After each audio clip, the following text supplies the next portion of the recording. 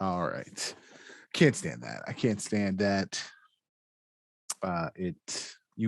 Even though I started the session, I still have to join with computer audio. Wow. There you go. What's going on, everyone? Welcome back to the Panels on Pages podcast. My name is Dalibor, and I have a very special guest with me today. This is his first time on the Panels on Pages podcast. It is officially on the separate official Panels on Pages podcast. I think we did talk some comics on tangents previously, but this is my cousin Hadis. How are you doing, brother? Doing good, bro. I'm doing good. Thanks for having me on the panels. It's going to be interesting because I'm like. You seem like halfway asleep. Well, yeah, I'm definitely like I'm not, kind of. I'm definitely tired, but like I don't feel. It's not that bad. Not like I was on lunch. Like that nap helped. So hey man, like the power nap is underrated heavily. Yeah, heavily underrated. It is heavily underrated. It is that definitely worked. And it's funny because it doesn't always work for me. So like when it works, it feels real good. Yeah, exactly. Yeah, no, I definitely fall into the trap of like, I'm going to take 20 minutes and then 20 turns into 40 turns into 3 hours. Oh yeah. No, and that's the problem, right? Because that's usually what happens to me.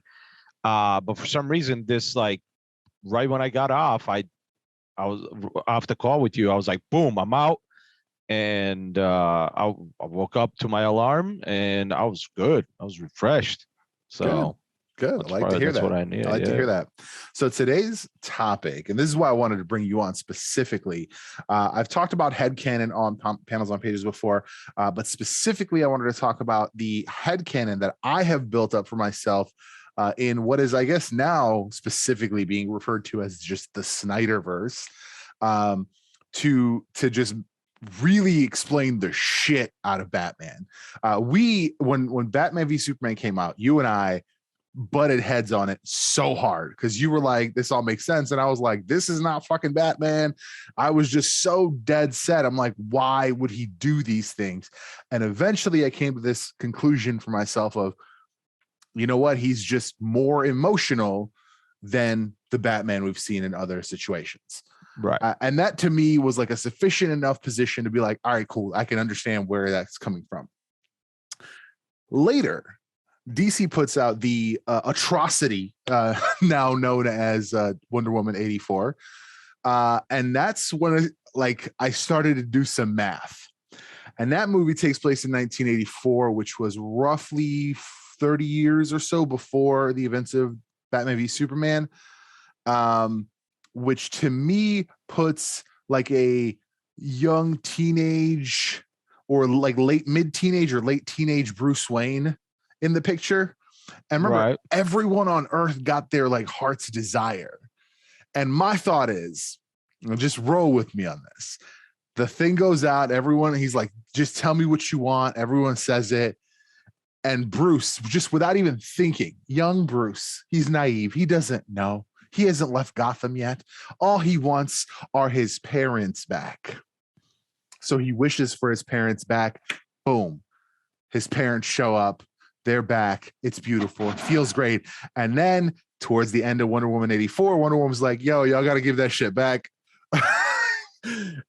And that's when Bruce Wayne has to make the choice to give up his parents. On top of having lost them in the first place, he then has to make the choice to give them up for the betterment of others. That is, I think, what breaks him, and that is, I think, what makes him so much more emotional, because he had to lose them twice. That is my thought. What do you think? Yeah, anything's possible. We will never know because they don't know. Well, that's why it's headcanon. Finish stories. So, I mean, yeah, it's absolutely. I mean, depending how Zack Snyder wanted to write that Bruce Wayne, because if Bruce Wayne was, let's say, in his late teens, let's say he was 19, right? Right. That because 84, because what no 2016, no, it would have been 40 years earlier. So yeah, that would have put him in his 50s. So even if he was like in his mid-teens, it would still work.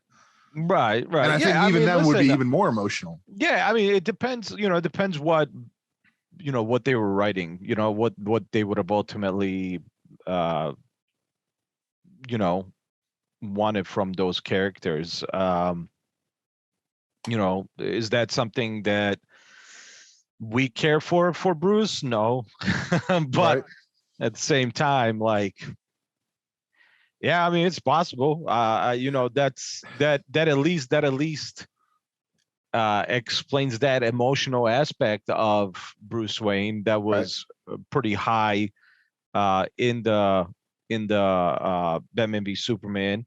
Yeah, I mean, that's definitely a possibility of one of those things that could have messed with him emotionally, but like, for him to be that emotional in the age he was emotional at, I think it's a mixture of a lot of things. I think that could play into it. But then, of course, it's that like plus Bruce and Jason. Robin Presumably watching. Jason. Well, presumably, right? They never really fully went into it, but then, of course, watching his employees fucking perish during a battle. Yeah.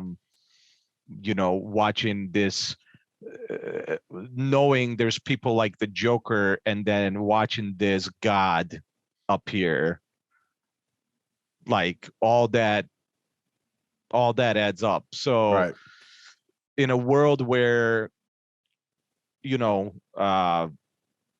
they clearly made a more emotional Bruce Wayne, more emotional Batman, or at least at this age in his life, yeah, I mean, that's definitely one of those possibilities that could be playing into the way he is. However, here's this is the stupid thing, though, right? This is the stupidity of this universe, because this company are at this point, I have no problem saying it, they're a bunch of idiots. They're a bunch of morons, because there's no continuity. Well, they have been, for sure. They have definitely because here's the from what I do not remember them doing anything about this, but for Batman to just realize there's gods among them at the age of 50 something, you think he didn't realize Wonder Woman was real in the 80s? You think he was dumb like everybody? Oh, she's not a thing. That's the thing for me. And I think that's when they made Wonder Woman 84, that's just like one of its many flaws. I hadn't even considered some of the other things. They did a whole bunch of stuff where it's like they represented Egypt by shooting it elsewhere, and then people from Egypt are like, fuck these people. Like there's a whole bunch of other shit going on too, on top of the stuff that I was aware of. But it's like they didn't care about continuity with Wonder Woman 84. Well, it was like we didn't know about superheroes. Like, what's a Superman? And then it's like no one remembers that time in the 80s. Here's the thing, though. Here's the thing. I have a lot of gripes with people that make movies and stuff like that. I'll never blame anybody for shooting in a different location and calling it something else. Why? Because that all plays into politics. If politics aren't right, you're most likely not going to be able to shoot there. I mean, so as much as they would have, bro, you're telling me, so what? Where did they shoot those scenes? Somewhere else in the Asian location or over there? I believe it was somewhere else in the Middle East. Okay, so you don't think they wanted to go to Egypt? Come on. If they're willing to go across the world, you don't think they would have went to Egypt? Then politics probably didn't play right. Oh, that's the problem. I'm sure. Well, that's the thing. So if you got a problem, if you got a problem, why they didn't shoot somewhere and they said they shoot there, or they called it that in the movie, but clearly, it wasn't where they shot. Then you're very stubborn, and you don't like to think about the other aspects that play into how that shit's recorded. So I'm not going to put any blame on movies on that aspect, but yeah, I mean, there's definitely a few issues with Wonder Woman. One of the big ones is going to be playing into Batman. But once again, I try not to think about this universe anymore, man. I'm just genuinely. You might not have to. Obviously rumors, but according to the internet, because of Ezra Miller's recent arrest in Hawaii for apparently threatening to burn someone to death. Like, just saying those words aloud, it makes it really funny. apparently there's some thoughts that they might just abandon that whole line of universe. Certainly the Flash. I think I hope it's gonna come out at this point. If this motherfucker doesn't stop fucking around. I mean, once again, this goes back into like the whole like Will Smith thing and everything. Like people just lose their mind when they hear a celebrity lost their mind. And it's like, yeah, maybe a lot of shit was going on. Just because they're celebrities and rich doesn't mean they don't got issues. So maybe he just flipped. And now you're going because he's a celebrity. Boom, that's it. Get him out of here. He messed up. Yeah, then we should get rid of Hollywood. Because let's talk about what Hollywood's done. I mean, let's just get rid of no more movies, no more entertainment. Let's get rid of Hollywood. I mean, if you want to get technical, those motherfuckers are probably still till this day raping in the background, but nobody's talking about it. Whoa. You think Weinstein was the only fucking guy that was fucking doing shit like that? Come on, bro. Get the fuck out of here. Bro, they let somebody like Whedon talk shit to the entire cast of, and I'm talking about big names in the industry. He told them to fuck themselves. One dude, they let just tell everybody to go fuck themselves. I mean, until it finally came out that he's a fucking dick. Look, bro, come on. You want to get technical? Like I said, you're not wrong. Of course, I'm not wrong. Hollywood has been a problem. Here's the thing: if I see continuous issues with somebody, then okay, that person has problems and they need help. And if they don't get help, well, then they maybe should get punished to realize, hey, fuck, maybe I need help to get straight again.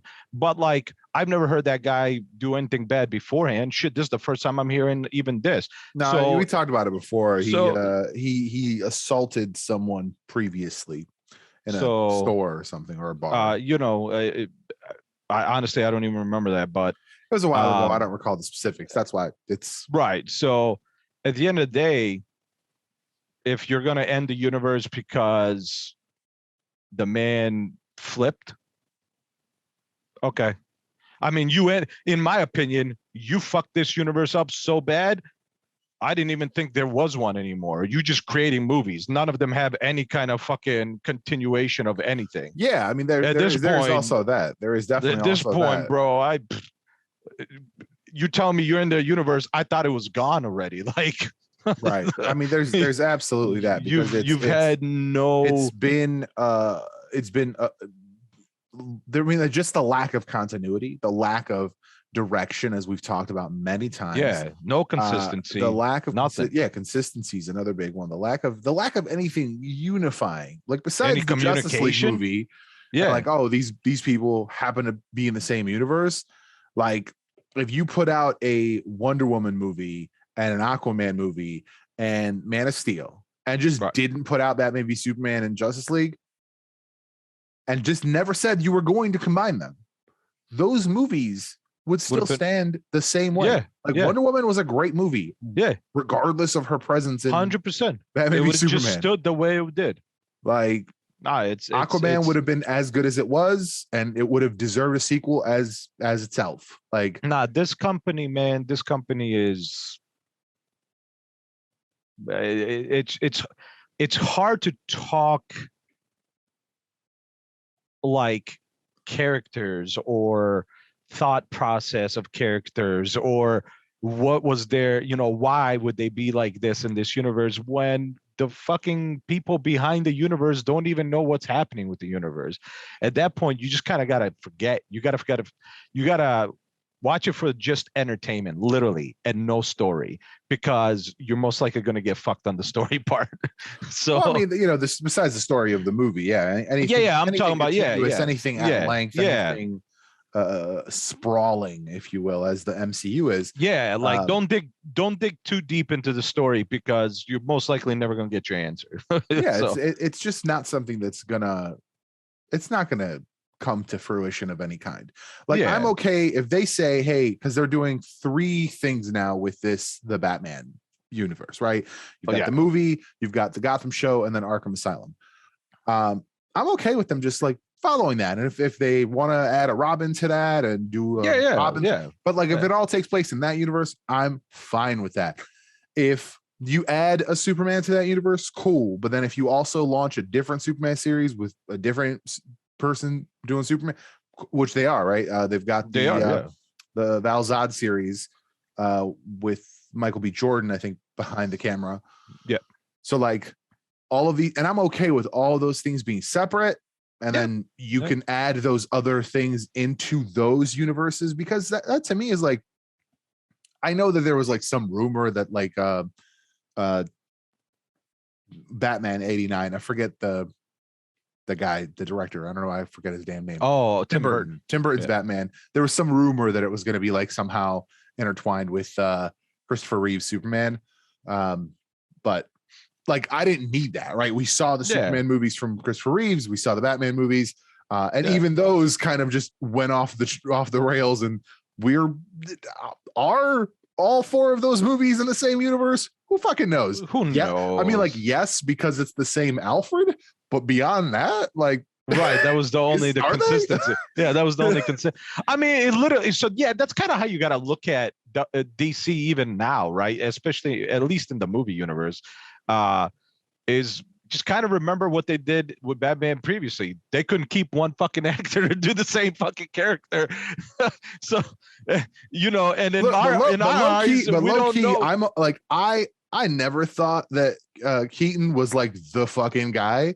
Like, I think he did a good job, but when I saw Batman Forever, I was like, this movie's really fucking good. Like that movie to me balances like the seriousness and the darkness of Batman and the fucking crazy shit of Batman. I mean, I like Keaton the best out of those movies, but then once we got Ben, I was like, well, this is, as much as people want to hate on him. I like how you just skipped the Nolan films. You just skipped the Nolan films because I will tell you this, and I say it every time: the Nolan films are films. That's how I view them. I don't view them as Batman movies. I view them as films. It's hard to view them as superhero movies, man. It's hard to. Because I mean, even I would say those are the only true superhero films. Like, they are artistic. Right. There is more care taken with the form and the art form of the film, right, than the like Batmanness. Right. Like, I think that I'm trying to find a comparison, but there just isn't one, right? There isn't something where it's like, oh, we took this idea and we made like a film out of, like a film out of it. Whereas like in other contexts, it would be something campy or something, you know. I mean, here's the thing. I'll give. I mean, I know a lot of people for some reason think Zack Snyder's not a real comic book fan or even a good movie maker. It is kind of funny that like he is a self-admitted comic book fan, and a lot of people he's proven it many times. A lot of people are just like, oh, he's never read a comic book in his life, and it's like, I don't think that's true. You want to talk to a big nerd that's popular? Go ask Kevin Smith if Zack Snyder's ever read a fucking comic book, because those two are buddies, and I'm letting you know he would know if he has or not. But like, in my opinion, something that I believe was a very good comic book film, on top of like the Nolan Batmans, to me, is Watchmen. I thought that was a artistic film that was a comic book, because I think they did a really good job pulling everything from the comics. I mean, the only thing they had to change was the ending, and honestly, that's the only thing that like kind of soured it, because in the comic it makes sense of why they did it the way they did it, because the whole premise was that you were supposed to like believe that this was an outside threat, right, that was attacking the whole world, and the whole world was going to get its shit together. Whereas nuclear weapons would definitely look like Dr. Manhattan was doing some shit, and that's American. So like, right, it was not a. It feels like they were going to shoot the comic book ending, and then it was like, yeah, we can't make these like giant octopus robots look right. So I honestly, I don't think that's what it is. I think what it comes to, like, you got to give him credit a little bit, is he's trying to make movies for comic book people while at the same time he's trying to make movies for non-comic book people. Could you imagine a right. non-comic book person going in and seeing a giant fucking octopus tentacles? No, but I'll tell you this right now. I have a response for that right now. You can have a you could, as from a film perspective, you can make a replacement. You look at, and I know this is like a critically panned film and not a lot of people like it, but The League of Extraordinary Gentlemen, I think I love that movie. Fucking fantastic film. I love that in my movie. opinion. In the comics, the Nautilus is a giant ship shaped like a fucking octopus. And they made it into the blade of the sea. When that thing grows up, I was like, that's gangster. I mean, sure, yeah, for sure. But I mean, not everybody, like, if everybody thought the same, if everybody was able to make the same movie, then nothing would be original. So at the end of the day, this is the route he went. And I give him respect for that. I mean, just because maybe some people don't agree with it doesn't mean you got to hate on the whole fucking thing. Like it's oh yeah. I mean, like, it's the end, like being disappointed with the end, if you will, doesn't prevent me from enjoying the film.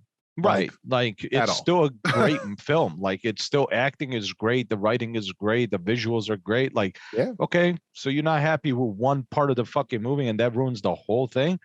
Come on. Like, it's just stupid. It's absolutely stupid, man. But yeah, no, I mean, listen, going back to your original statement, could that be playing into this emotional Batman state of mind? Oh yeah, absolutely. But unfortunately, we just don't know. We just, and also, like I said, we also don't. It doesn't make sense because him being surprised by gods, and then you tell me this Batman that clearly is a detective Batman didn't realize that Batwoman was in the 80s when that all happened. Like, he didn't catch it. He didn't catch that shit in like the 90s or the early 2000s. He got that in 28. Like, she's on security cameras in the 90s. I'm saying. And I remember in Batman v Superman, he was real surprised about her. He's like, wow, she seems like she's rather old, but still appears to be rather young. Yeah, right. Yeah. This is a new phenomenon for me. Yeah, I think Wonder Woman 84 definitely like said fuck this continuity. They were just like, we're just gonna do some shit. Yeah, it happens in the same universe, but like, who cares? Well, that's that's where we go back to this company needing somebody like a Kevin Feige. And I know they've tried once, but they apparently suck at finding that person. So it's what can we expect out of this? I don't know. Hopefully, at least some entertaining movies that we don't think too deeply about. So that's the best I got for it. I mean, that's really it, right? We just want to be entertained, and we don't want to have to think about like we don't want to have to try to figure this shit out. Yeah, I don't want to have to figure it out because I'm not gonna get the answer, right? Right. I don't want to be the one figuring out what Zack Snyder would have done. Exactly. Yeah, that's why this is headcanon, right? It's headcanon because we'll never know. We'll never get this full ultimate conclusion of his vision or anyone's fucking vision for that matter, because his vision never got to see full fruition because his Justice League movie wasn't going to be 1 4-hour movie. It was going to be 2 3-hour movies. Yeah. So he still didn't get to tell his whole story. We still got a punk ass, soft ass testicle fucking Dark Side who got, and I won't even lie to you, who got beat up by Zeus. I won't even lie to you. I won't even lie. I didn't even watch it. Not because I don't want to watch his. It's worth watching because there are like some of the extended scenes are cool. Definitely, the entire extended Cyborg arc is way better. Well, yeah, because they had that all rewritten. They had that all written before he left. Yeah, it was Whedon that said, it was Whedon that was like, nope, let's axe all of it. Yeah. Like the fuck.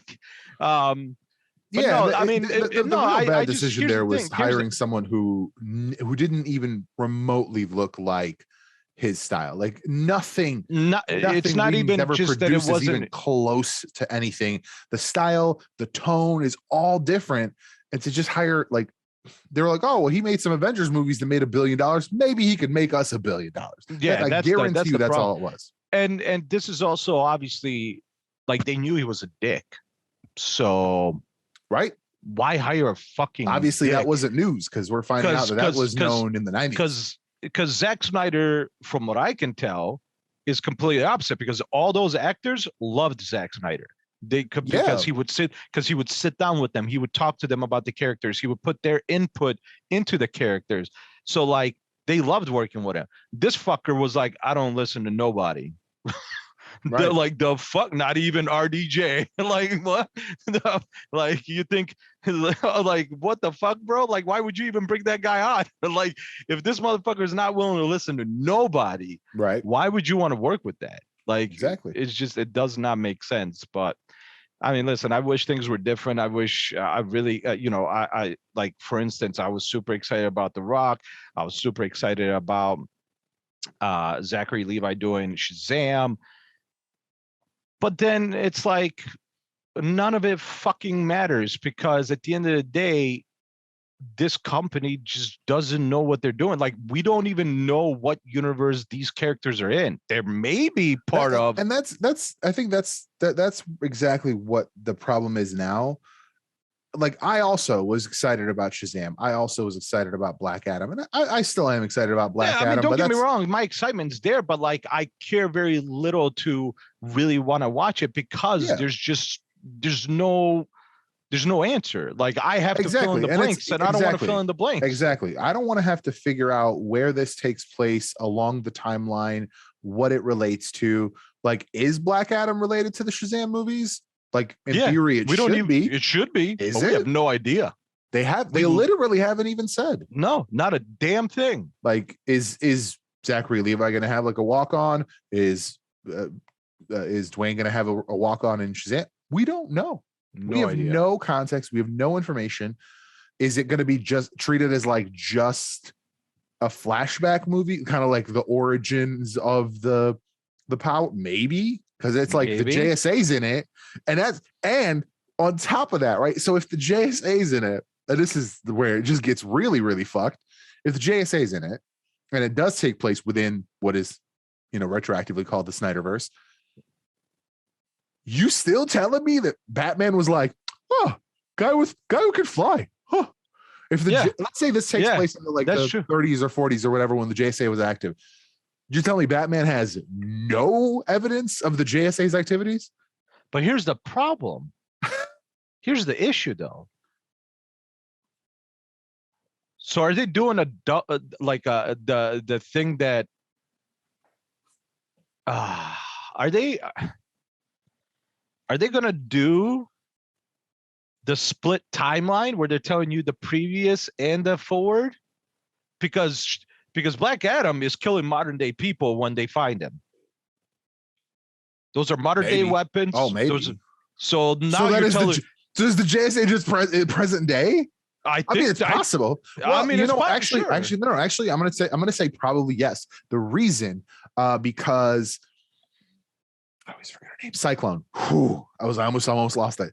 Cyclone is in it, and Cyclone is like a descendant of one of the original Justice Society members. She's like her granddaughter or something. Right. So, yeah, I think we might actually get. This is a modern day JSA. Modern day JSA. So there is an active modern day JSA.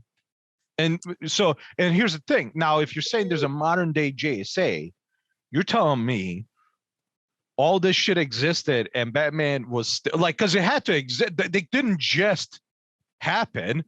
They've had these capabilities. So you're telling me Batman was still surprised by a flying alien? Yeah. Like, two flying aliens. This feels like, and this is the problem. This is the problem when you try to when you don't force all this stuff together.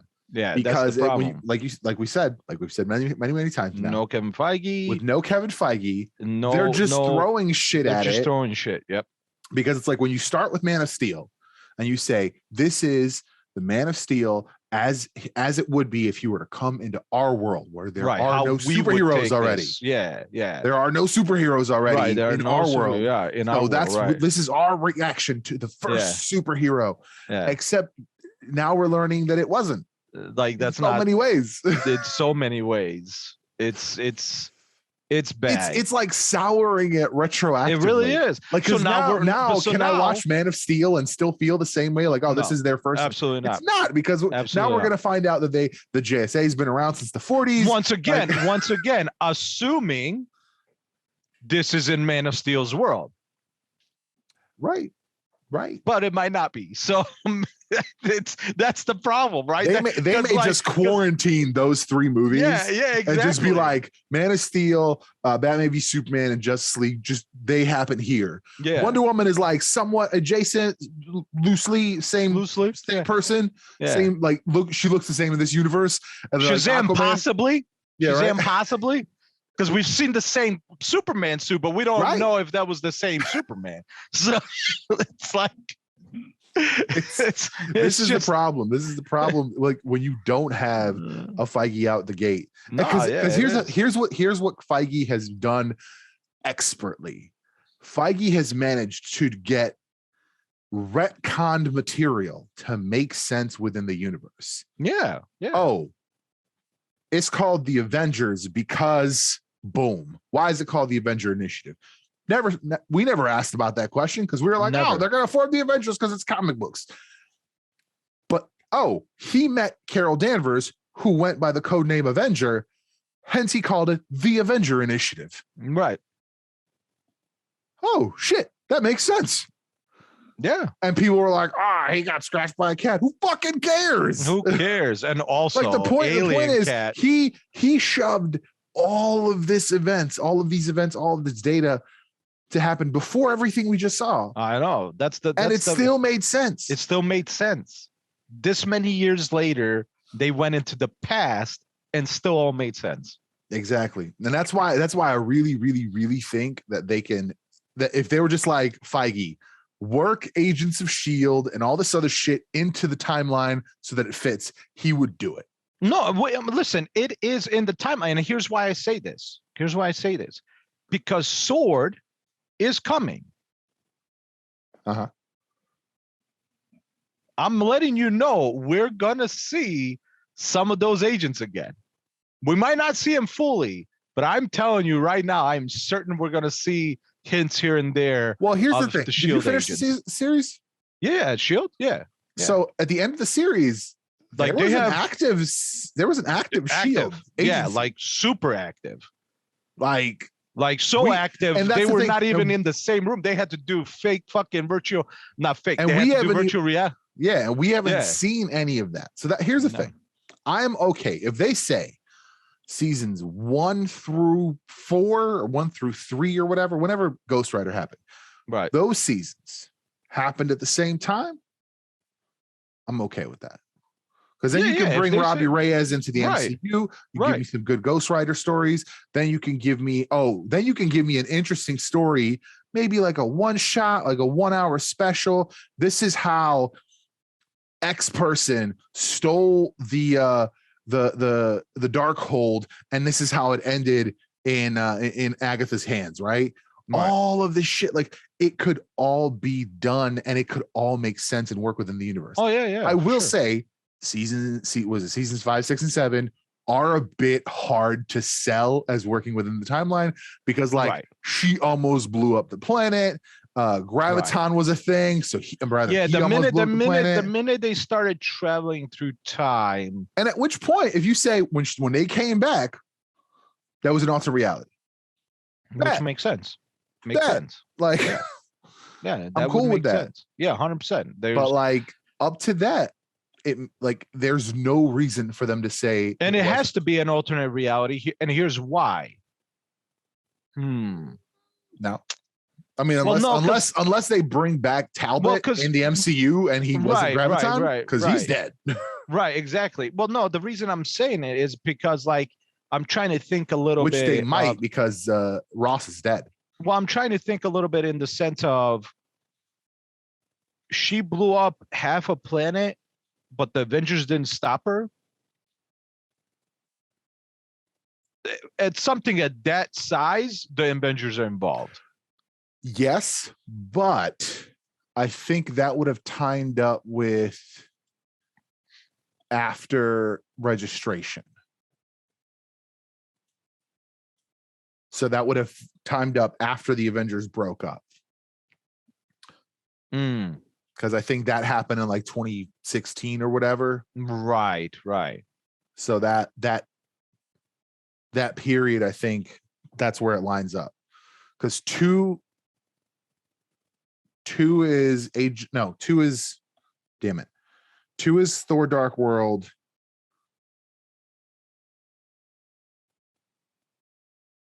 Yeah, because season 2 is Thor Dark World, because that's the crossover they do.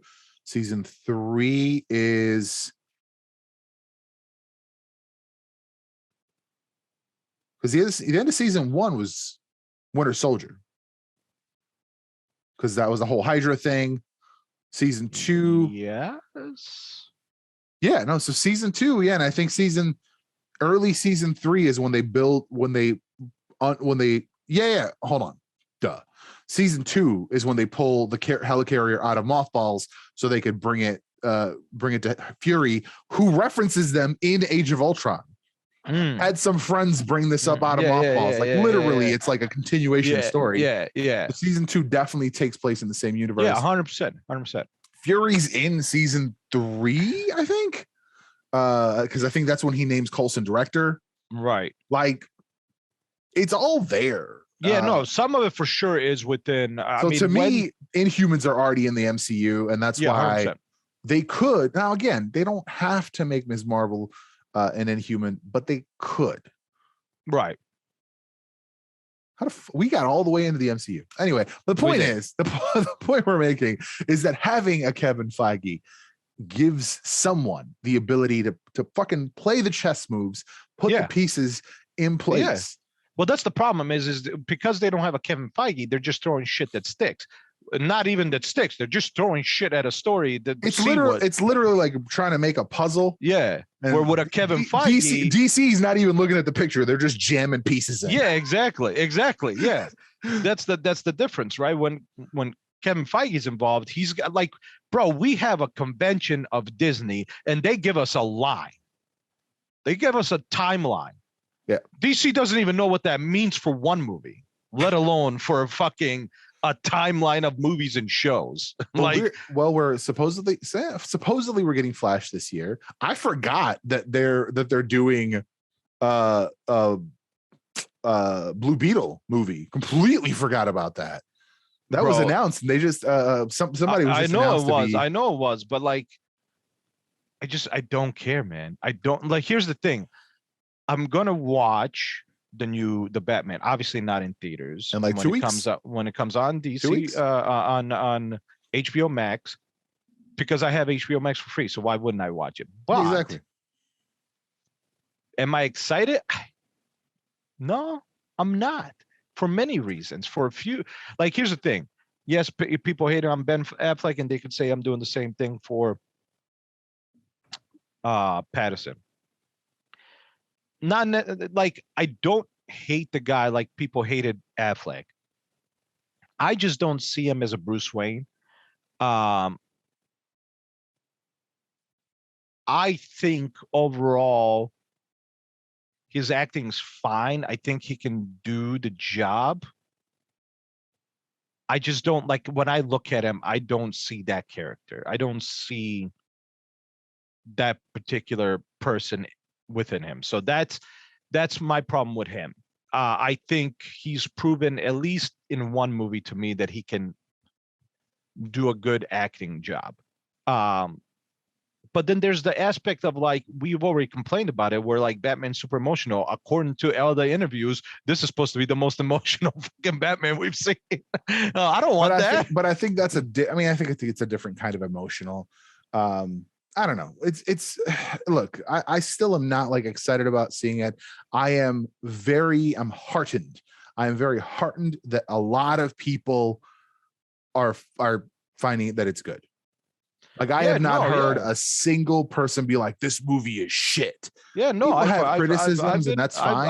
I've been hearing people say there was like I forgot where I saw it, but there was like a multiple choice post on who's your Batman, and people were voting him, and I was like, I guess that's good, but at the same time, there's a lot of people I didn't agree with them hating on the Ben Affleck Batman. So it could be the same people. Like, It could, yeah, it could very, and that very well doesn't, be. you know, we might not. It could be just people being like, "Oh, thank God it's not Ben Affleck." Right, it could be that too. Yeah, maybe they hate him so fucking much that it was like, I don't know.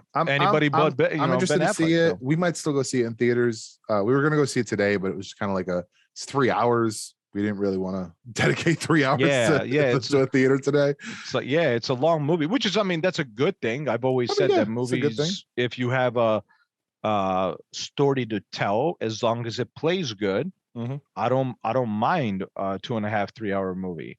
It just has to play that, you know, that pacing has to be right, and you can't have like massive, like boring spots. But I'm assuming it's good if people are genuinely liking it. But then again, you and I have said, like, you know, the Dark Knight universe is a great set of films, but we wouldn't necessarily say that's our Batman, you know, like, so and that it could be a wonderful film and not be exciting and not be fun. Right. I mean, but who knows? We saw that one fight scene that they put out. It's interesting. Looked interesting. It looked interesting. Look, I'm going to give it a shot. I'm going to go in with an open mind, as I try to do with all films. But I will say, whatever they did, and it could just be that it's been this. Although I don't know, I'm going to take that back, because I was going to say it's could be the fact that there's no direction and all this stuff at DC and Warner, but I don't think it's that, because when I saw the Black Adam trailer or teaser, even before I even saw the trailer, right, I was bought in. So something about the way they marketed it. Is there an actual trailer it was a now? bad for, yeah. I think they cut it out from the World Needs Heroes thing, I think. So I think there is that final, like, trailer, if you want to call it that. Right. But it's right. I was bought in on that. And I told you many times, like, I don't even need to see anymore. Like, what they showed me got me excited, and that's what I want. I don't need to be sold 15 times with increasingly more information. Oh, I agree. Because, and that's the thing, the first time I saw anything from the Batman, I was kind of like, like, okay, like, it looks interesting. Yeah, I mean, from everything that they added just like brought it down. Yeah. And that's just never happened before. So I don't know, from my perspective, you know, if anyone at DC Warner hears this, figure out what you did with that marketing campaign, because that wasn't it. Yeah, that wasn't it.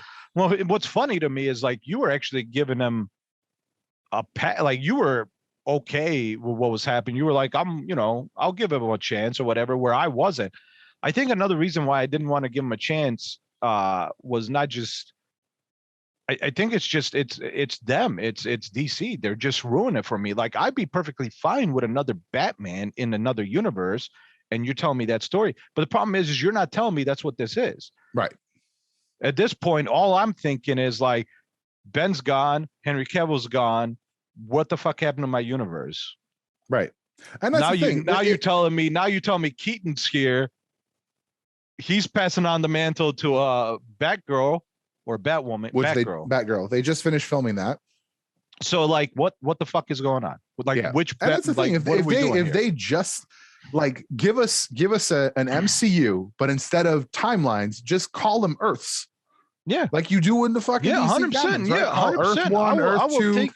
I will take you letting me know. Like, this is a different Earth. Tell me Shazam takes place on Earth 2. Right. Just say that. Because typically in the comics, JSA has been Earth 2. So just say Shazam, Black Adam, that's Earth 2. Whatever happens here is unrelated to the other shit. If you have a different Superman there, if you have it doesn't matter at this point, because we know that's a different Earth. But you can play with that. Just tell us that much. Yeah. We don't even need, I don't need a, here's how we're going to plan out this whole next phase of 16 movies. I don't care. Here's tell me where the shit is. You know what's funny? As much as I give shit to the CW series for being too much drama, you know what they did right, though? They always told us what was in universe or not. Yep.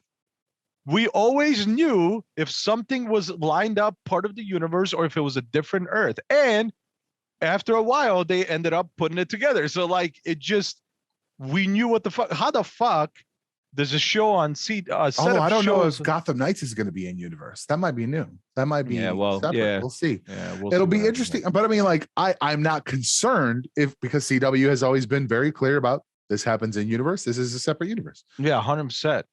It's Very just clear. it's funny to me to see it's still the same company, but yet their showrunners are doing a smarter job than their movie people. And that's fucked up because there's more money in movie. Absolutely. And Absolutely. it's just crazy to I me. think technically the CW as a brand is like hemorrhaging money. Yeah. Like the brand itself has no money. Like the shows, the shows have money. Yeah. But like CW as a channel is just well, they got rid of it. Bankrupt. They sold it to somebody. They sold CW to somebody. That was Warner? like news. Yeah. They got rid of it. Yeah, CW was sold. Yeah. CW. What? Let's see. There we go. This is as of January 10th. When the WB and UPN merged to create a new broadcast network in 2006, executives dubbed the new channel the CW in honor.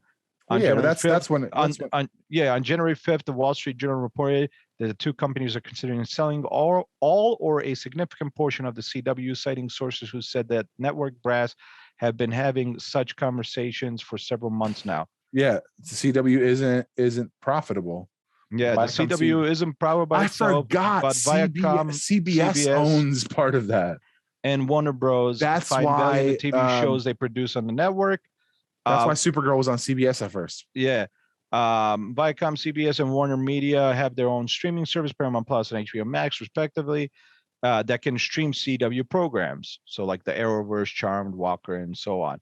So they're I guess maybe they still haven't sold it, but as that sounds like, it sounds like they're talking about it for sure. Yeah, for sure. So what it sounds like is like, hey, here's CW to whoever wants it, and these shows that we don't necessarily care as much for, and then all these other shows are going to go on our streaming service type of deal. So maybe, I wouldn't mind that per se. No, I wouldn't care. I mean, listen, when you have everything in one spot, I mean, I think easier. Netflix probably has contracts for the next 10 years for that shit. So it'll be a while before it came to HBO Max. But although some of the stuff is already on HBO Max, so maybe not. Like, who knows? Yeah, maybe not. Maybe who knows? Something HBO. I did just finish Legends, the most recent season. Shit was fire. Out of the Arrowverse shows, that is the one show that has progressively gotten better and better and better. Because it took itself real seriously season one, and it just, as it went, it was just like, this is ridiculous. Let's just do ridiculous shit. I won't lie to you. I keep seeing them, right? I keep seeing on Netflix. I'm like, nope, just can't do it. Like literally something awesome. In my head. It's so awesome. Cannot take me back to the shows. It is the most campiest, most ridiculous show. Just that one.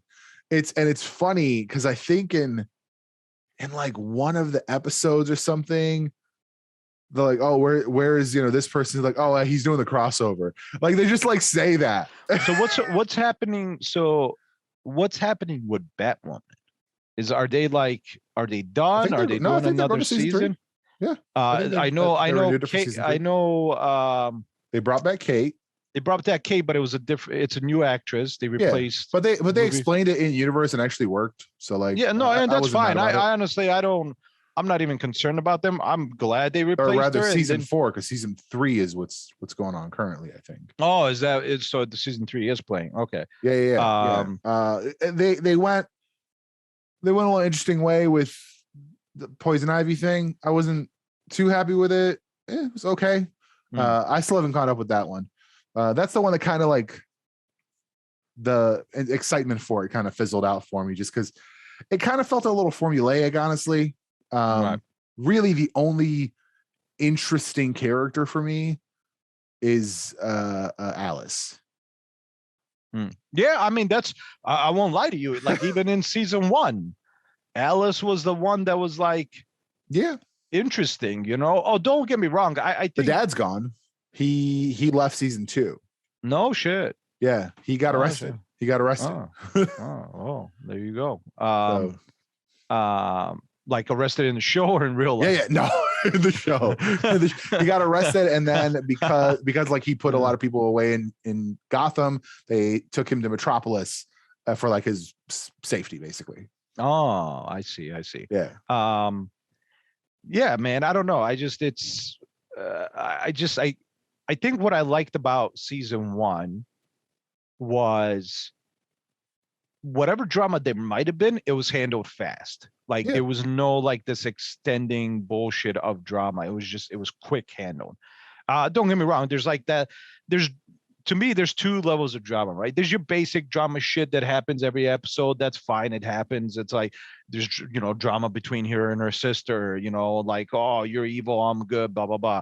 But then there's like drama like what the Flash does almost every fucking season at this point. You don't trust me, I don't trust you. Now I trust you. You don't trust me. Like that's the bull. I can't beat him. Oh, what good am I if I can't beat him? What good am I? Yeah. Someone tells him a thing.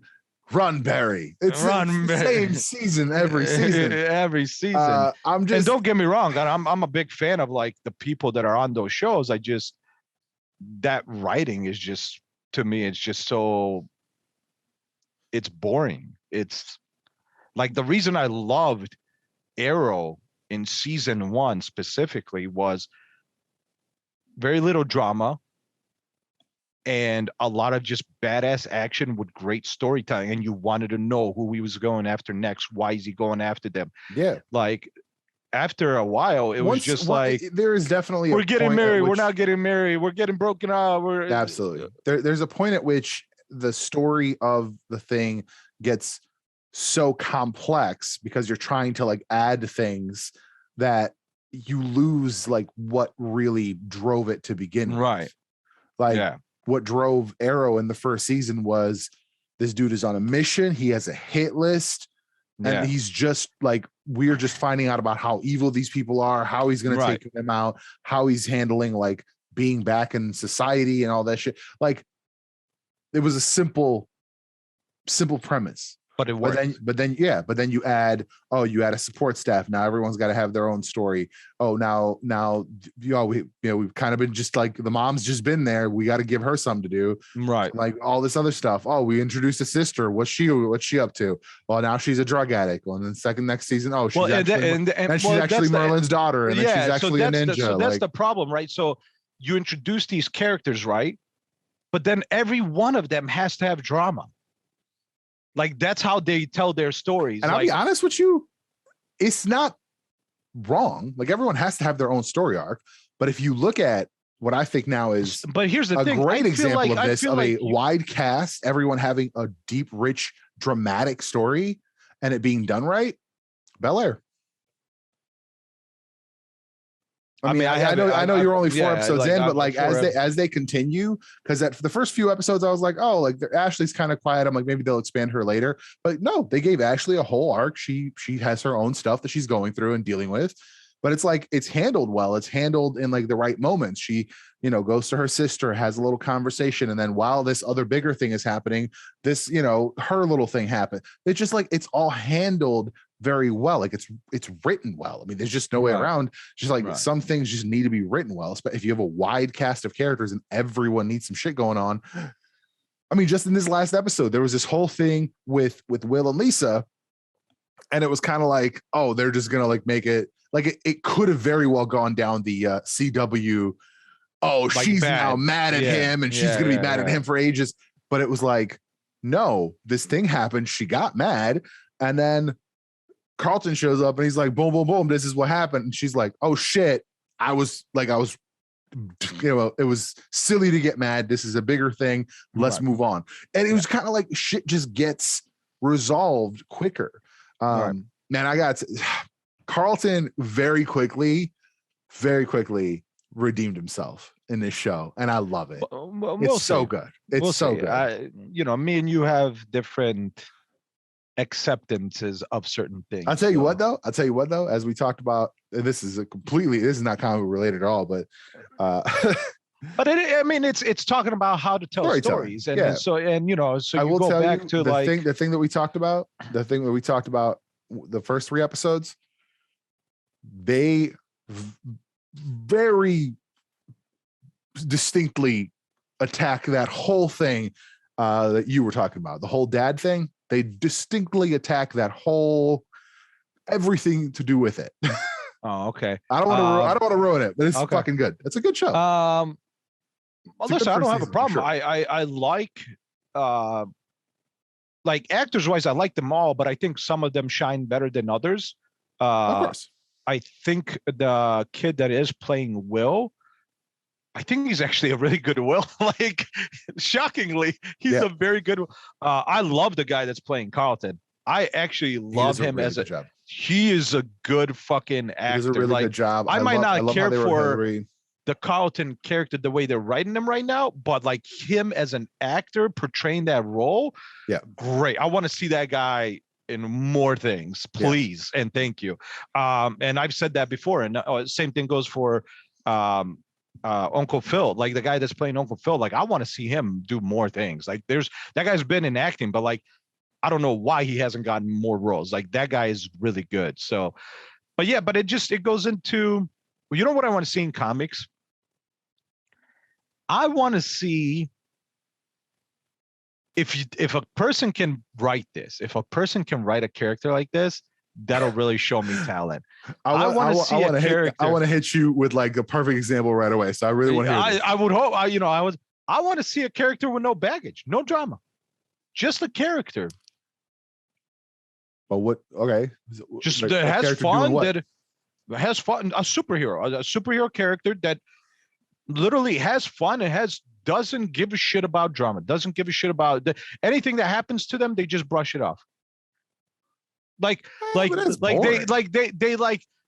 say, oh, like, damn, that sucks. All right, time to go on to the next thing. No, what's boring is seeing everybody have the same drama is what's boring. Oh, no, my dad, I lost my dad, drama. I lost my planet, I lost my wife, I lost my kid, I lost my I lost my husband. Besides some like, and I can't honestly decide if this is a good thing or a bad thing. So just take that for my opinion. But besides like a couple moments of just like young romance shit and some like super early stuff where, I mean, they were literal teenagers. Sure. Cannonball right now, he's kind of doing it up.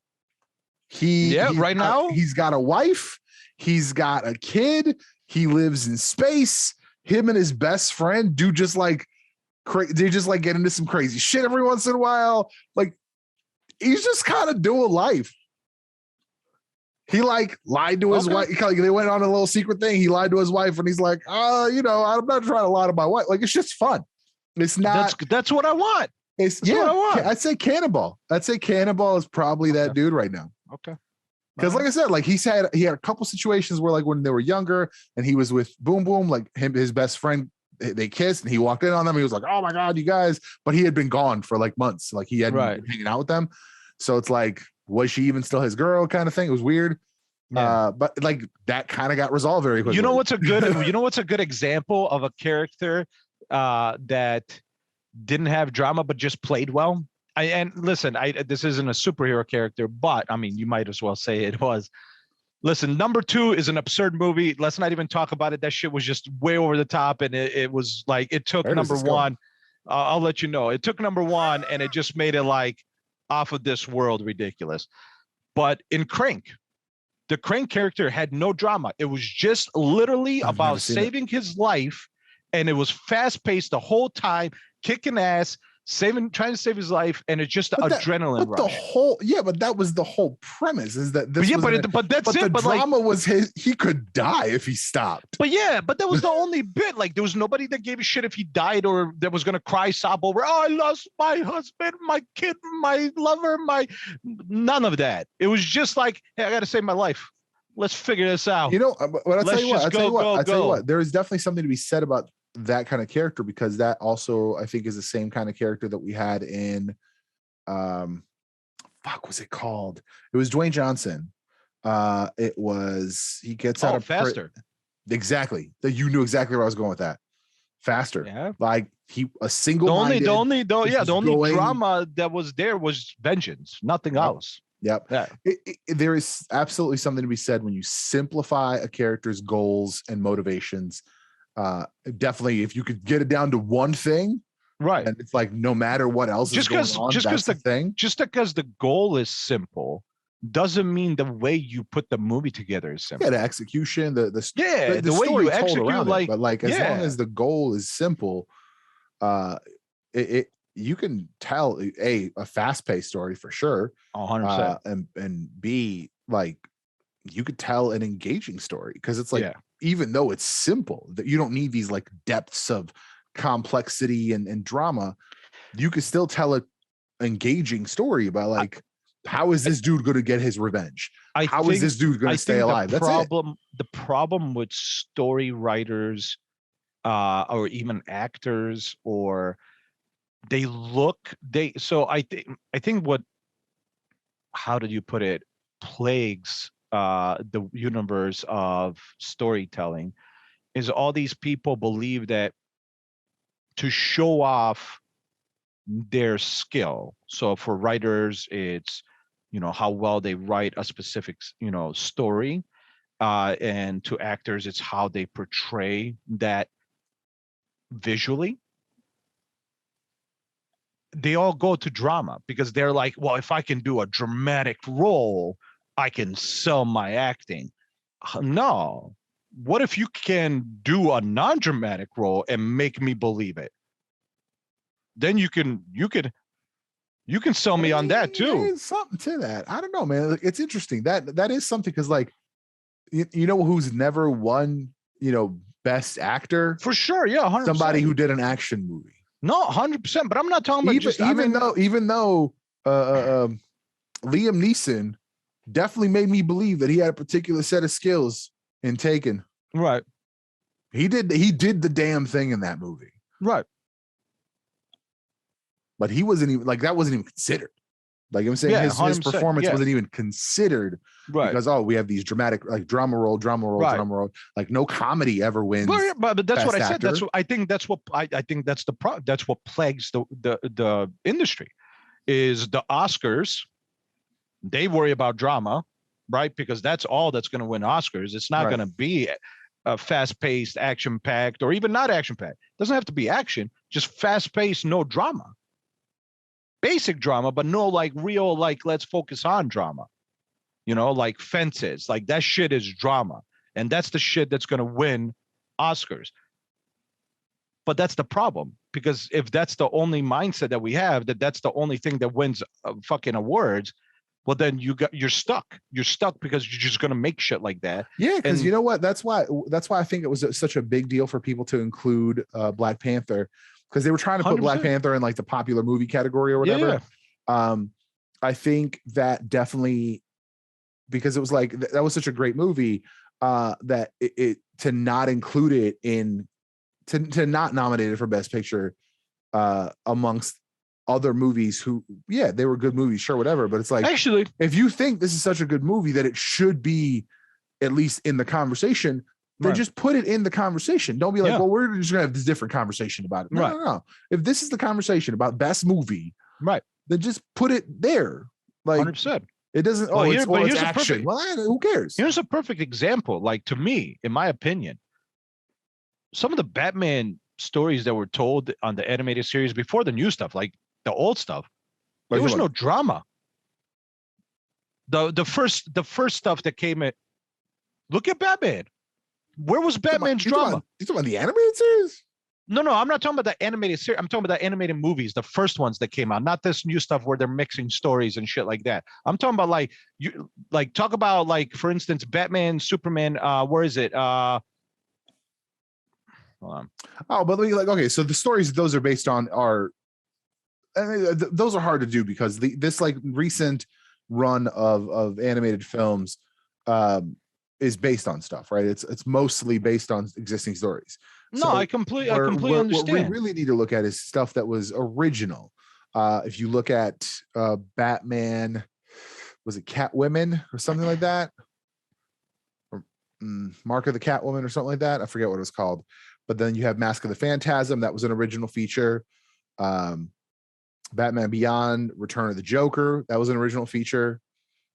You know what I mean? Like, those are the things that we should be looking at if we're looking at like No, for sure, 100%. like But like original stories. For instance, like in Superman, Batman, Public Enemies, great story. How much in that movie that you can remember that we focused on a Batman Bruce Wayne drama? We didn't. We focused on the government having a problem with the two of them. Yeah, sending their own superhumans to come after shit getting figured out. Right. But I mean, because we didn't have time to focus. but it wasn't like drama. Oh, so you're saying there's always going to be drama. Life is drama. Like there is always going to be drama. I'm talking about when you're focusing on drama, like spouse drama or family drama, or it's very much a matter of, because if you look at it like Fences, family drama. Come on. I'm trying to think of like a Ben Affleck movie that had like Argo, political drama. That was a political drama, yeah, but that was more, which can be annoying, but I had more fun fucking watching that than I've had like watching some of the fucking Arrow seasons because right, but here actually, the political drama. I know where you're going with this, and that's why season 1 of Arrow was so good, because the drama quotient was low, right? You were setting up this character, you were giving him a simple mission, and if you look at the comics, that's how it always starts, right? It's the Batman. He's lost his family. He wants to make the city a better place. Simple mission. He goes after criminals. Yeah. And then one of the criminals is crazy and he's a Joker. One of the criminals is Two-Face. And then that becomes a thing. So now you have these additional characters that you've added. Now you've got to give them stories. And this is why you're going to have characters that have these supporting casts where, we need to have a Tim Drake story. We need to have a Dick Grayson story. We need to have a Jason Todd story. All of these stories have to happen. A Robin title is a Damian book, and it's Damian striking out on his own and still having an issue. And now in Shadow War, no joke, I swear on everything, this is a thing that happened. He stops Damian from saving Ra's al Ghul. Ra's al Ghul's about to say some shit. He's like, I'm going to share the secret of the Lazarus pits with the world, right? And as he's about to do that, he gets shot in the fucking dome. And Damian's about to jump in and save him. And Bruce stops him. And like he's learned nothing about parenting in 50 fucking years. He says, if I was there, because Damian says, oh, like now because of you, I've lost 2 grandfathers, like in like back to back, basically. Right. Because Alfred got killed last year or 2 years ago, whatever. Jesus, I didn't know that. Yeah, Bane killed him in front of Damian. Like the fucking trauma, right? Wow.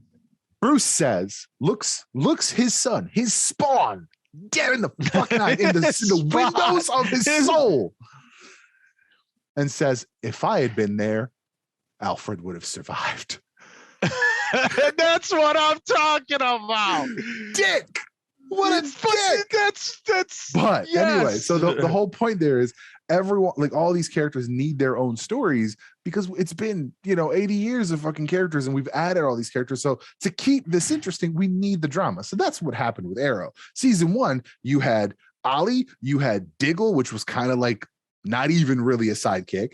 You had the parent, like all the family was kind of meh, like they weren't really right. And you had Merlin. Merlin was the villain. I won't lie to you, man. To me, it's, I get needing drama, but when I'm watching something and in my head, I'm like, this whole fucking thing feels like drama, you didn't do a good job.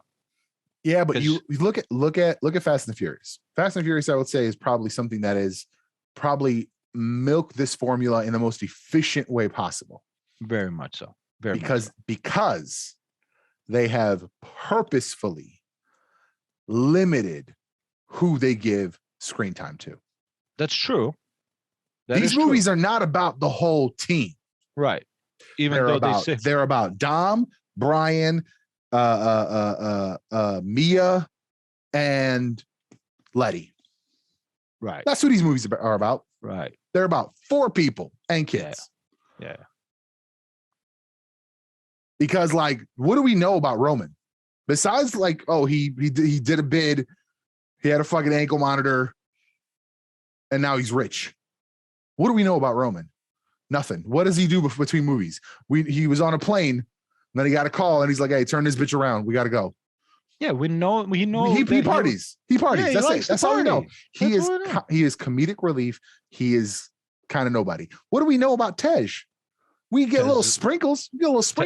He knew how to get a safe on short notice. He knows some people. I want a Tej movie. Give me a Tej movie.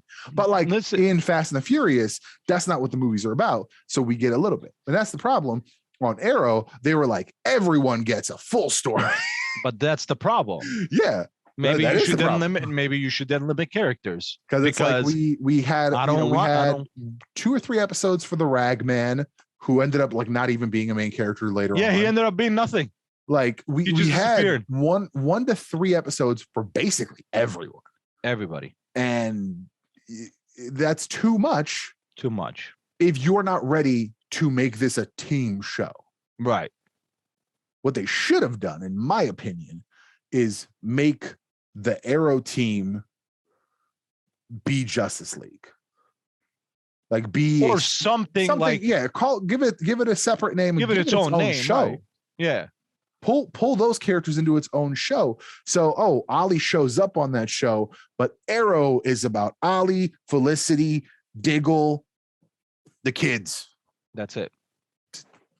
The sister pops in once in a while because she's off doing her own shit. Right. That's it. Yeah. Because once you introduce 9 fucking characters, and now you got to give 9. That's the same problem I was having when I was writing the novel and started to like breaking down the characters. I was like, holy shit, I got to give 12 fucking characters a story arc. Yeah. Because like I had always had these plans of like having some of these people just like be power sets. Like they weren't going to be anything more than power sets. Like this person could run and I could make them run and get shit. Like, that was it. That's the thing. You know? Yeah. But then I was like, shit, these people need to be believable. Like people in a group all have history. You know, there's no group who, granted, there's no group who have been together for a long time that don't have a history. Right. So it's like, this is meant to be a group of people who have been together for a long time. Like none of them can be a throwaway character. So like, I had to trim down the cast. So I went from 12 to 6. Right. I think 6 is still going to be tight to manage, but I think it'll be a lot. I mean, it'll be a lot easier than 12 for sure. Because I can literally give each of the 6 their own chapter and still have plenty of room to tell other stories. Right. 100%. Like everyone can have their own full ass chapter and still have plenty of space for everybody else and everything else that needs to happen. So like, that's kind of how I'm looking at it. Is first, like, I'm thinking of actually separating the book into kind of like 6 sections, and each section being like 3 chapters long or so. Right. Because then it's like the character gets a chapter, some shit they did that they were sent on a mission to do a thing. And it's like everybody gets their own turn. We get to learn about all these characters and how they handle shit. And then when we get to like the climax point and all this other shit happening, we know like who these people are coming into it and why they're doing these things. But like if I had to do that 12 times, I'd have needed 4 books. I mean, I feel like if they had done season 1 Arrow, season 2, we bring in.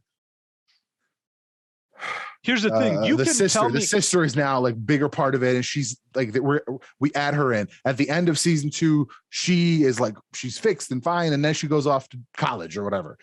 Season 3, we bring in someone else, one at a time, resolve their shit, and then in the next season they can just be there. Like if to me they did a lot of back and forth with Mr. Terrific, where they could have just like if you given the whole Mr. Terrific thing a season. Just him being the one new character, right? And the first few episodes are about him discovering that Oliver is the Arrow, and then it's a few episodes of him like, oh, these fucking T-spheres, these things that I'm designing, and then it's like, oh, you're keeping secrets from your husband, and like that whole season, but just like a little bit in an episode of his arc. And his arc is dealing with the fact that his husband doesn't want him to do this shit. He says, I got to do it. This is what I fucking feel like I got to do. They separate or whatever, or he comes to fucking terms with it. And at the end of the season, he is like a fully realized Mr. Terrific, and he's ready to fucking go to bat. So then in the next season, he can just be there doing that shit. We don't have to go through all his bullshit next season where we're dealing with somebody else. And that's the problem. Every season we dealt with everybody's bullshit. Exactly. Oh, it was too much. It was oh my God. What was it? Something dog? Yeah. I mean, I think that's what was his fucking name? I don't know. It's whatever. I know. He had guns. Wild Dog. Yeah, like we had Wild Dog's kid, Mr. Terrific's husband, like all this shit. We had so much. Yeah, it was a lot of shit. It kept going, and it was. And then they just kept adding shit. Much. Here's the thing. I feel like you can. I still think they're trying to do the Arrow and the Canaries thing, because they added future Green Arrow to the fucking crossover. I was like, here's the thing. You can tell me somebody is important to somebody without having to tell me how much drama they got in their life. Right. You can do that. You can show like, hey, here's a quick moment where he saved my fucking life in this war we did together. Like, let's say what's ironic? I think they've done a great job with that with Ray, because he showed up in this crossover and he was in town basically to pass the Adam torch. was a great fucking, because it's actually, like now that you say that, like Adam was greatly done, because like we knew his wife died, we knew that was his like whole thing, and then we just had Adam. We just had him figuring shit out. Yep. And then when he went on the Legends, people are like, oh, he's not the serious guy, like he's not this like driven by revenge. I'm like, yeah, because that's not who he needs to be anymore. Yeah, he's not that dude. Yeah, that was at that time. Sarah is that person on that team. Sarah is the serious one, driven. Like that's why I think Legends works. Legends, everyone has their specific role. Not everyone has drama. Not everyone is the funny one. Not everyone is the serious one. That's what I'm saying. I think that's the biggest problem. I think everybody's so fucking serious. There's nobody's different. Everybody's just the same fucking thing. It's just I think they might look different. That's it. Big flaw of the Flash for sure. Everyone on that show is super serious about everything that they're doing. Super serious. And it's like every other fucking episode, it felt like we were finding out about somebody's trauma or somebody's fucking shit. Literally, like, there's not especially now that Cisco's gone. Yeah. But even Cisco for a while there was just so much drama. Oh, I don't know if I want to be a superhero. I saw my own death. But like after he gave up his powers, he became fun again. Yeah. And a couple times he had to like don like technological replacements for his abilities. He was like, "What's up, bitches?" kind of shit. You know, like he just like showed up and did his shit. Like he got fun again after he gave up his powers, because cool, okay, you resolved that. But it's like that would have been fine if that was all that we were dealing as far as drama that season. But it was like it wasn't. It was 4 other fucking things we were dealing with. That's the thing, man. So it's like and all of the drama, all of the time is too much. And it's all the drama all the time, but it's every character. So at that point, like no character feels different anymore. Because even though they just don't feel different, because it's the same shit. We just that's why they. It's like, that's why they're this guy went on, through a family death, whatever experience, and then you come to the next character. Oh, this character, she went through a family death. Like, I think that's why they're relying on Nora and now Bart. Nora and Bart are the kids. In the last season or 2 seasons ago or whatever, it was just Nora. Now it's Nora and Bart, because like now whatever they did, they changed shit, so now they're gonna have 2 kids. I don't know if they're supposed to be twins or he's younger or whatever, but like I think that's why they rely on them, because like Bart is very much like cool, whatever, like he doesn't care. Nora Is he just like grown? They're not babies. They're like, no, yeah, they're from the future. they're from the future. Oh, are you like several seasons? Do you know who Nora is? Dude, at least Nora she disappeared at the end of that one season, Yeah, right? yeah, but she came back. Yeah. She came back. Oh, well, see, that season they still had her, like the last season are gonna have her. The last season I saw was the last episode with Stretch before he got kicked off because something he said 10 years ago. Right. and now he's missing in the universe, like in our universe. Oh, he's missing in the universe? Yeah, I don't think he's doing anything else anymore.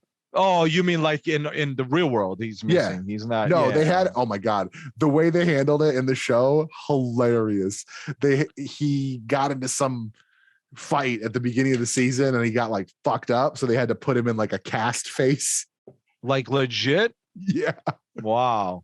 Because they couldn't do him, so they put him in like a cast because he couldn't like reshape himself.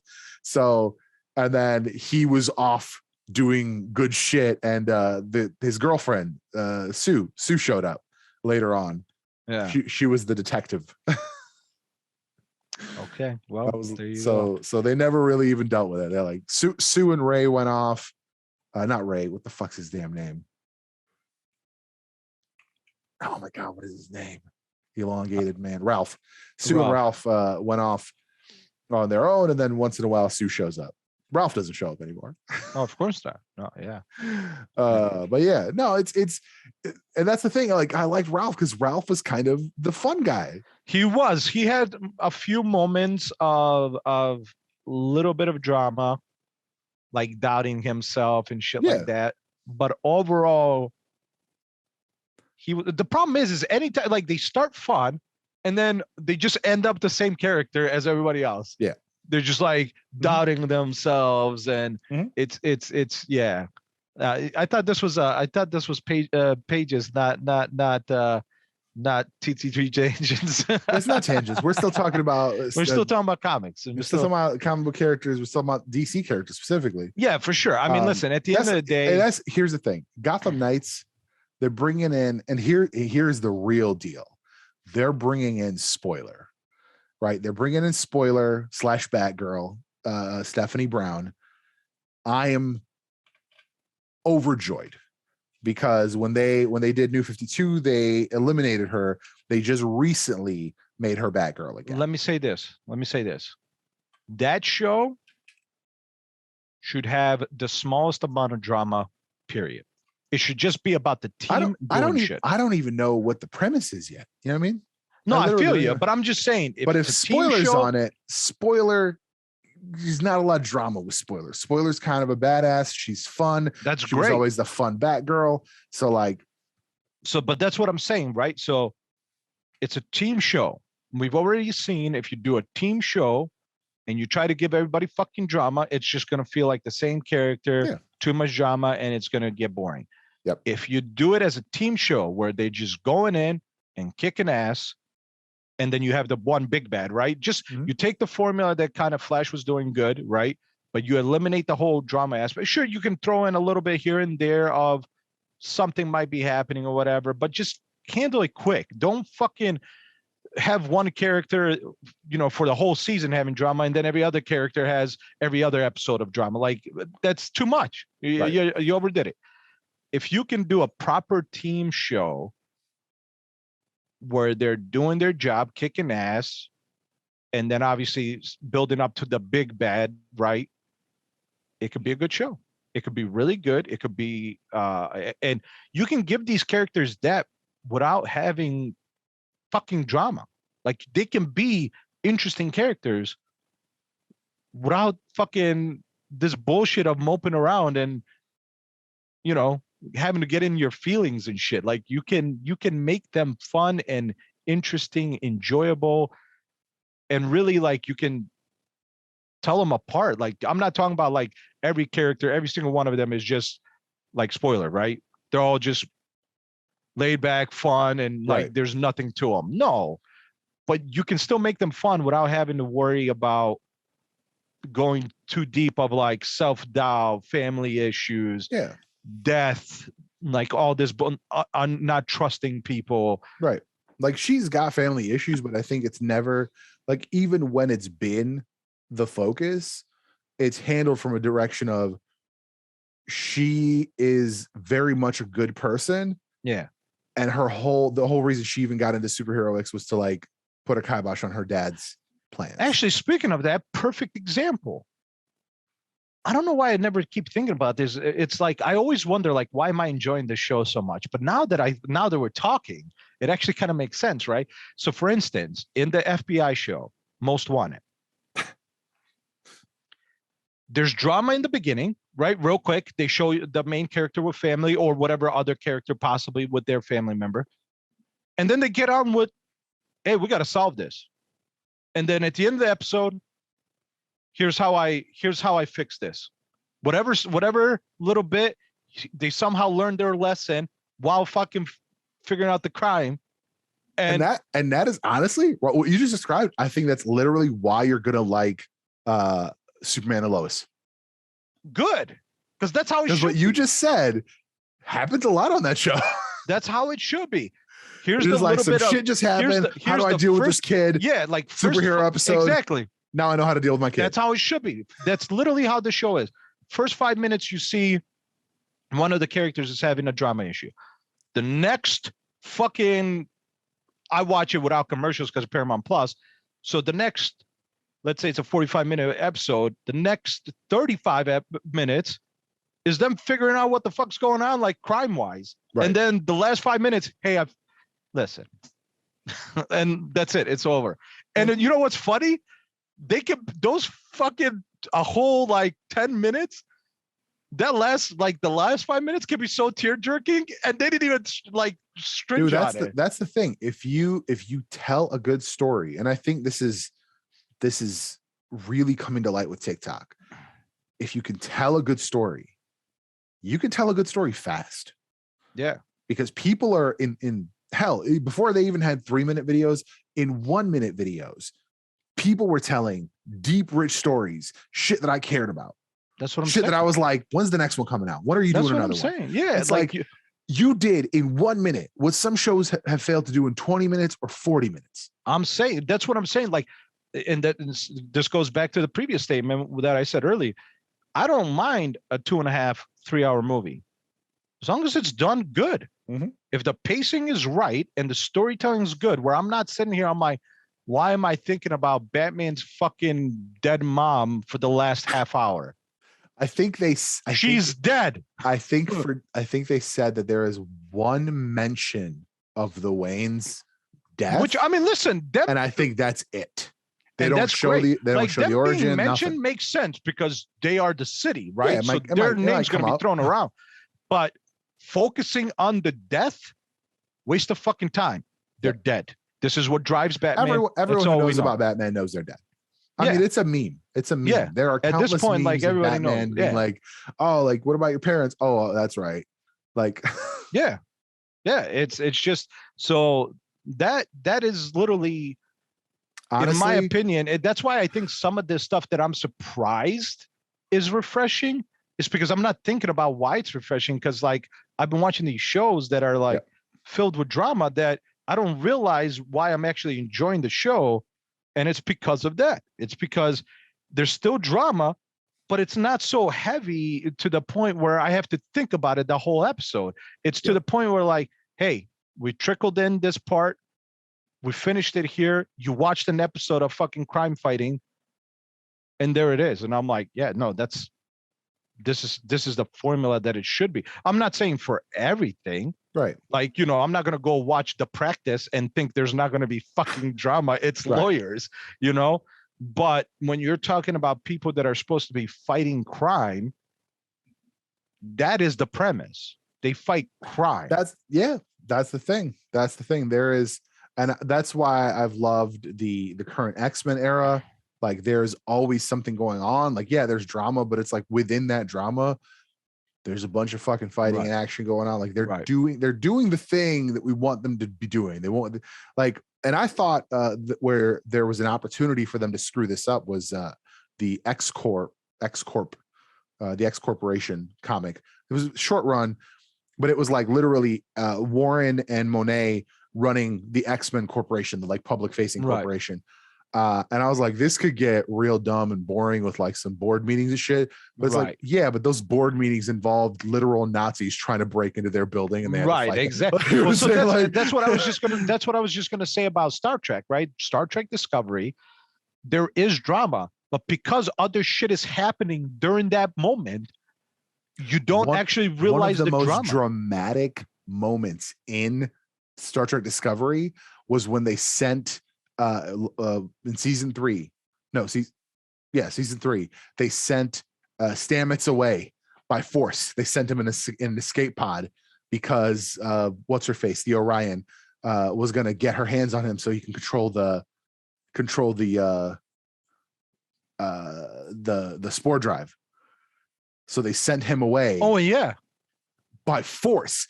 And that was one of the most dramatic moments because his husband was still on Discovery. Yeah, he was afraid for his safety, and they're like, "No, you are priority number one because without you, they don't have a spore drive." So they eject him through. Yeah. One of the most dramatic moments, but that shit was so action packed. They fucking literally shoved him in the thing. But it's like as soon as they did that, he's fucking bawling because he's like, "No." One of the most dramatic moments in that show was incredibly action packed. 100%. It's all about how you tell the story. Everybody, all these people who have been like panning, like critically panning and shit, like they're like, "Oh, Discovery's this, Discovery's that."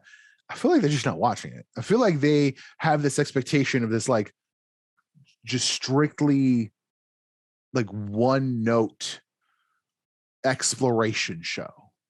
And it's if you actually watched the series, like Next Generation happens during a time of peace. Right. And that's why it's the way it is. Right. Yeah. Voyager comes out of that, but also when we're kind of dealing with the Cardassian shit. So they built something that was a little quicker, a little more agile, but was also a deep space science exploration vehicle. But was not meant to be a cruise ship. It didn't have a fucking lounge and shit. It didn't have a fucking yoga studio. But at the same time, as DS9 is happening, that was a wartime show. And you could tell. And the new ships they were building were smaller, faster, and more powerful. Right. Like, all of these things are Star Trek. But yeah, 100%. But like, somehow having an action, like more action oriented show somehow betrays the idea of Star Trek. Like, what the fuck are you talking about? DS9 is one of the most action packed series of Star Trek still. Every episode of Discovery they're exploring, there just happens to be action.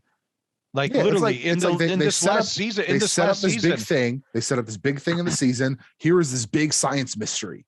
Right. And then it's like figuring out science mystery. Yeah. But it's like, and they're constantly going to different planets. They're going to like in the new season where I always forget her. She was Michael's like friend and Tilly? then Tilly. She got put on a fake mission to train these cadets. Yeah. They end up being on a fucking planet that's trying to kill them. Like, they're still exploring. They're on a fucking planet that is exploration, but at the same time, they're fighting for their lives. Like, it's all about how you tell. Like, you could have had a book land on Quajon and give us a whole episode of them telling us about the tree and how the tree works and how they all relate to it and how they all communicate with it, how the whole thing. You could have done that. You could have. But you gave me a fraction of that. The planet blows up. He's got to deal with this personal drama and trauma of dealing with the fact that everyone he's ever known and ever loved is dead, except for one person. Right. Has to deal with all that. And then later tells us some more shit about the tree that we saw at the beginning of the fucking season. Dude, the most you could have just given me one season one of the most beautiful moments is towards the end when his head lights up and the fucking alien race do the same thing. I was like, ooh, that's good. That's good. That hit. It hit. But it hits because you got the whole season. You got you felt along with him. It wasn't like, Yeah, here is why all these things are good and important to me in one big ass, long ass, boring ass episode of just exposition. And it would have been just boring. Where here you got trickles throughout each episode. They didn't feel overwhelming. And then that part just hit real good. That's exactly like when I was writing the Wolfpack script a few years back, when I got to that exposition page, and it was like, I finished in one page, and I looked at my outline, and I was like, I had outlined for 3 pages of exposition. Right. And I genuinely felt embarrassed. I was like, I can't stretch this for 3 fucking pages. Like, he said what he needs to say. They know what the mission is. Yeah, Let's go. And that's why it took me a few days to, like figure out I'm going to change the format and change the length and shit. But it's like, once you have said the thing you need to say, you could just go to the next thing. You don't need to draw it out. You don't need to flower it up. Like, sometimes shit can just happen and it can be done. And 100%. we don't need, because like even on the Discovery took something from the J.J. Abrams Star Trek films that we didn't have in Star Trek before. And that was the corridor walk was exciting. Yeah. Shit was happening. Yeah. And they would do it. It was actually exciting to watch a fucking. When I saw Anton Yelchin run to engineer or to the transporter room, I was like, I literally, in the theater, the first time I was watching it, I was like, holy shit, they made the fucking corridor walk exciting. Yeah, because it's never exciting. Blew me away. It's the most that is boring the one thing. shit. It is literally exposition on the shows. Let's fill 5 minutes. We need 5 minutes filled. Cool. Let's have him walk from the turbo lift to bridge. Right. Or wherever. It's like, we didn't need it. It's when you can write it in such a way where you get the necessary information during action and during 100%. Other shit. 100%. It's better. I think, and this goes back to, I can't believe I didn't mention it, but this goes back to also all the Star Wars stuff that's happening right now on Disney Plus. Boba Fett and the Mandalorian, great written, because there are sprinkles of shit, right? Of some type of drama. It might not be like a family death or whatever, but there's still some drama, but it's so well paced. It's so like, it all just works. You don't overthink it. You don't sit there and think about, holy shit, this is so much fucking drama. You're just enjoying the aspect of the fact that they're, whatever, mercenaries or whatever. But at the same time, you can see there's some emotion there. Yep. Like, it's not just a fucking guy that's like a wall, just killing shit left. Like, there's actual proper, like, actual emotion, actual thinking, but you don't need it to be so overbearing to the point where it's fucking boring. Like, if I'm watching, I know Star Trek is supposed to be more of a exploration thing, and Star Wars may be more of a actual war combat thing, but there is no reason why they can't be similar and not be boring. Like, Star Trek shouldn't be boring just because it's a Trek thing and they should be exploring. Right. That exploration on its own, I mean, is hell, not boring. just look at this, the finale here. This is a full spoilers podcast. I mean, we're way too deep at this point. If you're no spoilers. But the end, right? They have to figure out a whole ass language. They have to figure out how to communicate with a species that they have no context for. They could have stretched the whole language. I mean, they spent like 3 episodes on it. They did spend 3 episodes on it, but it was discovering the chemicals thing was one thing, which had its own story while they were discovering the chemicals thing. Right. Then in the next episode, when they finally got into the space with them, like, each one of these things, like pieces of the puzzle, were gathered along the route, if you will. Right. But then everything else was happening. Right. But it was like, you took something that in reality could be, all right, how do we, let's all sit down at a table and put down ideas. Yeah, right. No, they all stood around the equipment that they have. They're like, what if this? What if this? It was just like a brainstorming session, as opposed to like, let's sit down at the conference table and have this conversation. And it's like, just literally, if they had the exact same conversation at the conference table, like they did so many times on Star Trek: The Next Generation, it would have been more boring. It would have been just the 100%. Act of making them stand up in a circle in the fucking cargo bay. 100%. Oh, there's shit going on behind them. It's more engaging visually. The camera's panning between them, not at a fucking table, but in a lively environment. 100%. It all matters. Like how you tell the story matters. And I'm going to say that and bring us all the way back around to all the way back around to Batman in the DCEU or the Snyderverse, or however you want to say it.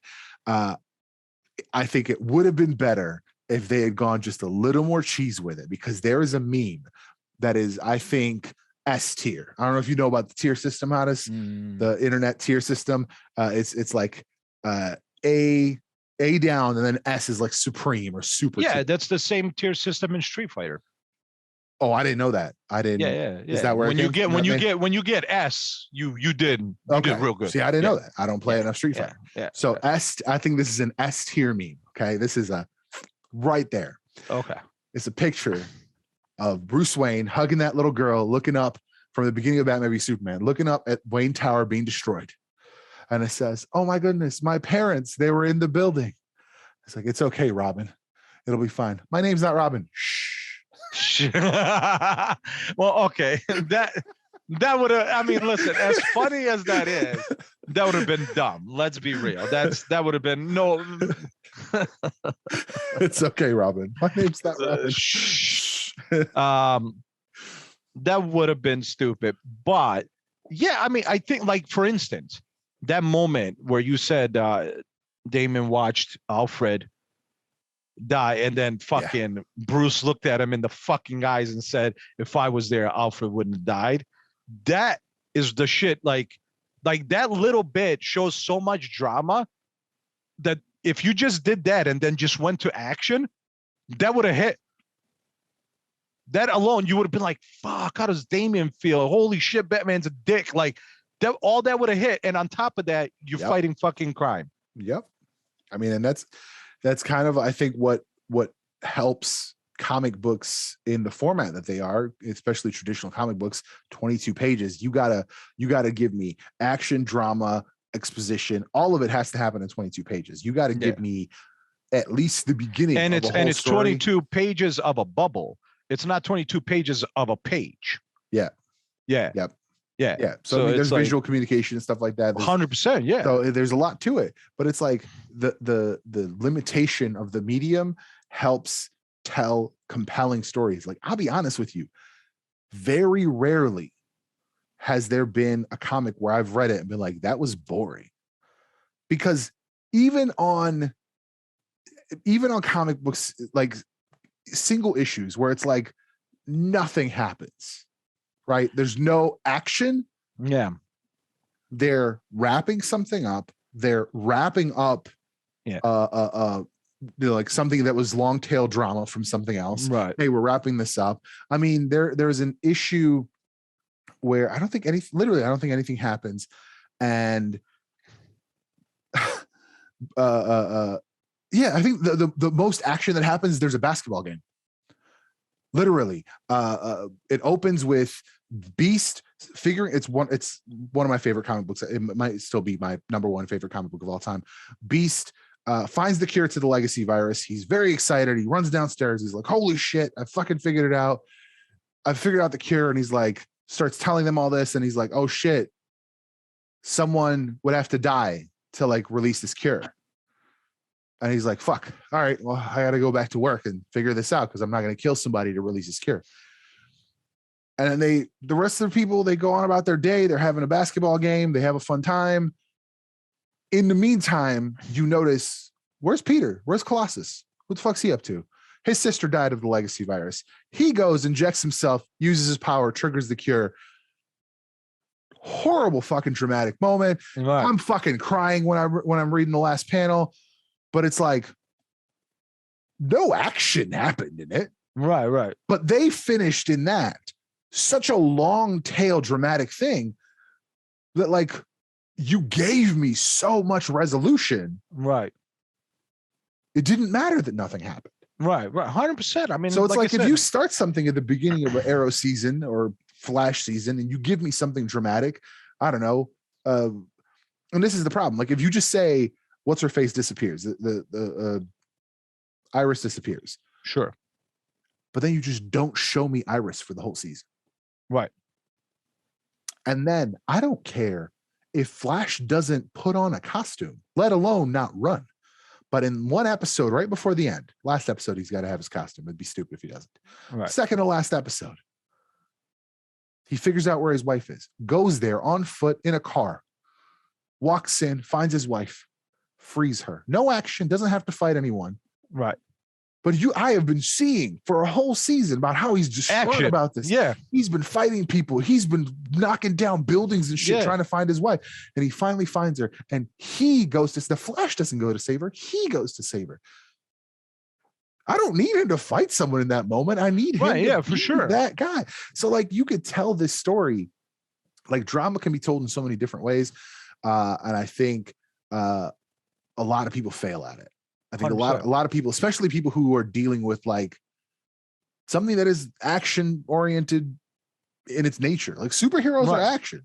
Like, 100%. If you do superheroes with just drama, like if you took out the action from The Boys, it would be pretentious as fuck. It would be boring. All of the entertainment value would be gone. Yeah, 100%. It would just be an essay on how power and corporate greed and all these things are bad. Right. Yeah. And I mean, which is what it is, but it's packaged in an action-packed series. Yeah. Yeah, exactly. So it's like, yeah, man, I hope, listen, I'm hoping I'm wrong. I'm hoping the Batman is actually a good watch. Yeah, agreed. From that, like I said, that, I agree with you. That little action scene we saw at the lounge, that looked fun. Fuck it, yeah. If you're giving me that, like, I mean, if you're giving that to a good chunk of the movie, then you probably got me.